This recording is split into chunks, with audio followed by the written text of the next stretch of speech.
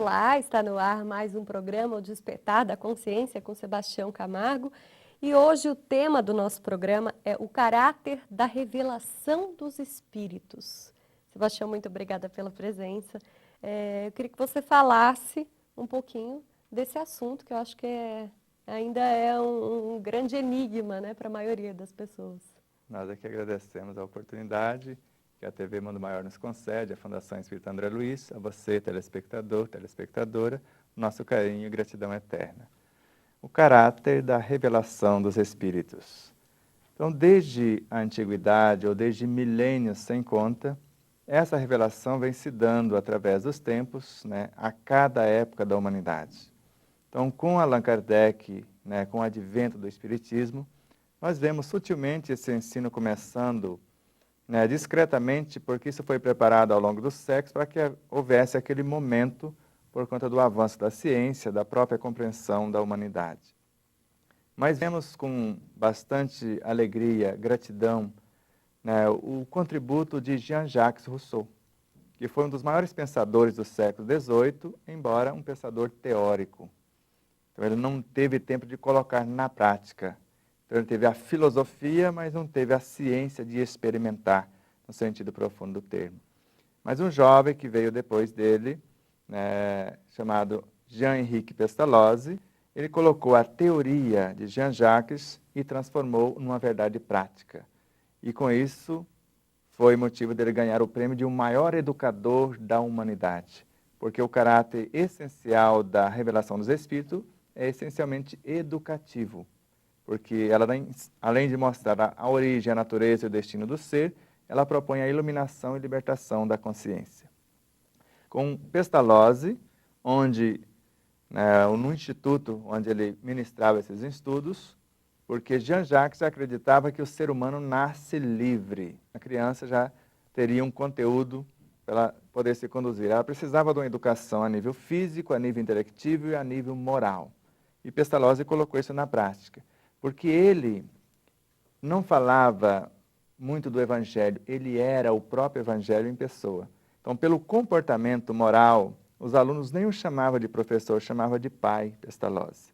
Então, ele entrava na consciência dos alunos por meio do coração, por meio dessa afetividade, dessa conquista da confiança dos seus próprios alunos. Tanto que ele mostra que o educador, se ele conquistar a confiança do educando, não só pelo que ele transmite, mas pelo que é na vida prática. Porque muitos professores não têm o respeito dos seus alunos na classe onde ele leciona, porque ele fala uma coisa na sala e depois vive outra coisa lá fora. E ele mostra para Kardec, o jovem que foi estudar com ele, esses postulados. E Kardec, percebendo, né, essa sutileza e esses ensinos que estavam no próprio ser, porque Pestalozzi não dava conteúdo, ele extraía do ser, à semelhança de Sócrates, o que o aluno já tinha. Então, ele fazia vir à tona. O máximo que levava as crianças, os alunos, é para o contato com a natureza, para a arte, para a pessoa poder se exteriorizar aquilo que ele já tinha dentro. Tanto que até hoje não se prova em lugar algum que Kardec tem algum diploma.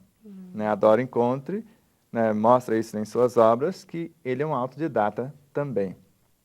Mas muito jovem, já no instituto de Yverdon, onde Pestalozzi lecionava, transmitia esses ensinos, ele começou a perceber que dava para sintetizar todas as filosofias, ciências e religiões em uma só realidade.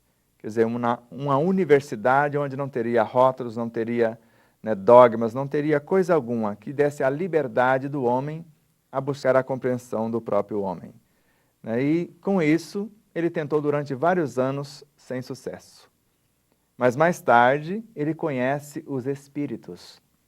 No advento das mesas girantes, aí ele tem o contato com os espíritos, e antes ele dizia que esse negócio de lidar com os espíritos era coisa de desocupados. Mas agora ele percebe que estava ali um mecanismo novo, e agora sim ele teve a oportunidade de fazer isso. Por isso o caráter desta filosofia, dessa ciência, desta moral libertadora, porque a filosofia vem com um intento de iluminar consciências, a ciência com o intento de esclarecer e a moral, o Evangelho do Cristo, com a função de libertar. E agora ele percebe que esse ensinamento, tendo como objetivo comentar os ensinos do Cristo e colocá-los ao alcance de todos, teria um caráter essencial. É universal. Qualquer um, letrado ou não, cristão ou não, tendo ou não a crença, poderia recebê-los. Então ele começa com essa característica própria, universal, sem cercas, sem cerceamentos. Então o caráter inicial desta revelação é ser universal, a síntese de todos os rótulos, de todos os credos.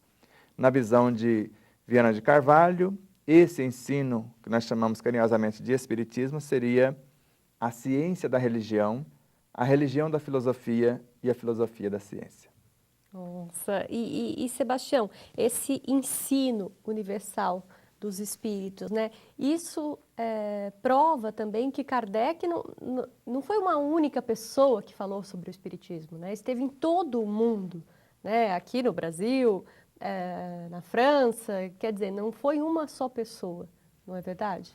Exato, ele começou esses estudos em 1855, né, e durante 2 anos coletando informações. Em 1857, em 18 de abril, ele já editou, publicou a primeira edição, que a que nós temos em mãos tem 276 questões. Mas foi coletada informações de um único país de apenas 15 grupos. A segunda edição, mais tarde, em 1860, já tinha 501 questões. E nós vemos que a que tem 501 tem muitas questões que estavam na de 276 que já não consta lá. Outras reestruturadas e outras tantas acrescentadas. Mas mais tarde, por esse caráter ser totalmente evolutivo, uma doutrina viva que progride, nós já vemos a edição que nós conhecemos com 1019 questões, já com informações de 15 países, de milhares de grupos espíritas, de milhares de médios. Então teve mensagens que chegaram a ele que tinha mais de 2.000, 3.000 semelhantes. Então, a lucidez desse colaborador do Cristo, que, segundo Emmanuel, na obra Caminho da Luz, é um dos mais lúcidos discípulos de Jesus. Então, se para alguns isso é meio polêmico, mas vamos supor que as pessoas estejam abertas e cada um tire a conclusão que desejar. Muitos afirmam que Allan Kardec, que ele usou o nome, foi um druida. Mas o druida viveu antes de Jesus, 200 e poucos anos antes do Cristo. Então ele já tinha uma noção muito ampla do que seriam esses ensinos do Cristo. Porque se ele teve um contato com esses ensinos antes e depois, na época do Cristo, com o nome de João Evangelista, porque muitos acreditam que o Isaac, o Daniel, o druida, Allan Kardec, o João Evangelista, o Francisco de Assis, o Jean Hus, o Hippolyte Léon Denisard Rivaio, Allan Kardec, ainda coloca no meio Platão e vários outros, não sabemos se é totalmente verídico ou não, mas vamos supor que seja.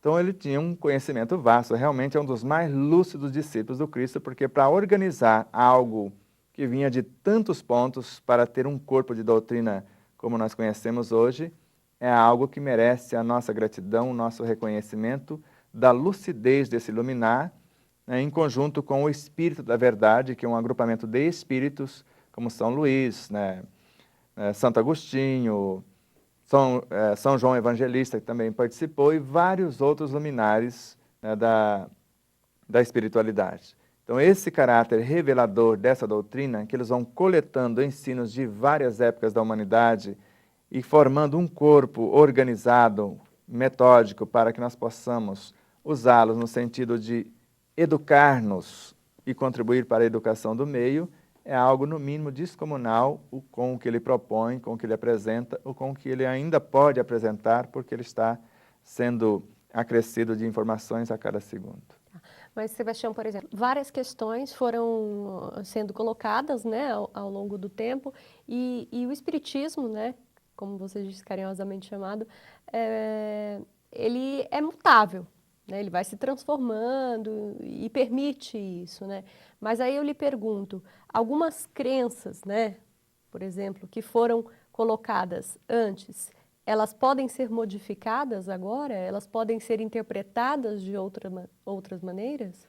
Tem coisas muito básicas na própria base, né, da codificação que foram alteradas logo na sequência. Por isso que eu dei um exemplo das 3 edições do Livro dos Espíritos. Muitos acreditam que são 2. Eu estou falando 3 porque ouvi de um jovem considerado a biblioteca viva do nosso planeta, chamado Divaldo Pereira Franco, numa de suas palestras. Então, por ser ele, então eu assino embaixo. Com certeza estava assessorado por Joana de Ângeles, muitas vezes por Sócrates e vários outros luminares, então ele não falaria algo tão sério, né, de uma maneira, né, qualquer, mas pela seriedade desse jovem, desse mestre que eu amo e respeito muito. Então nós vemos que esse ensino, na visão de Kardec, por exemplo, com o pai da homeopatia, chamado Hahnemann, no Evangelho segundo o Espiritismo, o corpo não dá cólera ao espírito que não a tem, e nem outros vícios. Mas logo na sequência, Gabriel Delany evoca a consciência de um ser considerado louco, e quando ele manifesta num outro médio, ele disse: eu não sou louco, o meu corpo está enfermo. E Gabriel Delany, na obra A Alma Imortal, coloca mais ou menos assim: somos forçados pelas evidências, pela experimentação, a admitir que o corpo é um ser com vontade própria, que ele é uma entidade com caracteres diferentes da alma. Então agora a informação precisa ser atualizada. Sim. E um jovem chamado Herculano Pires, um dos mais nobres estudiosos, né, vamos falar assim, da nossa atualidade, porque faz muito pouco tempo que ele partiu, ele afirmava que também estas, vamos falar, não seria só do corpo essas, e nem só do espírito. Então pode ser hora do corpo, hora do espírito, essas perturbações, já que são seres diferenciados. Mas Leon Denis também avisara que o perispírito também é uma entidade com vontade própria. E André Luiz diz que a mente é uma entidade com vontade própria também. Então, se não nos entendermos, nós, a consciência, o gerente, com a mente que é o seu veículo de manifestação, esta com o seu veículo de manifestação, que é o universo perispiritual, este com o seu veículo de expressão, que seria o corpo físico. Se esses 4 universos não se entenderem, não se organizarem, se harmonizarem, vão ficar brigando um com o outro. Porque o corpo pede alimento. O perispírito nega, porque às vezes os instintos, a sensação ou a mente não atende. Então, enquanto eles não se unirem harmoniosamente, nós não vamos entender, porque se o corpo não estiver alimentado, será que eu consigo pensar? Será que eu consigo raciocinar com o corpo pedindo alimento, aquela angústia, né, a necessidade de comer alguma coisa que a gente tem, etc.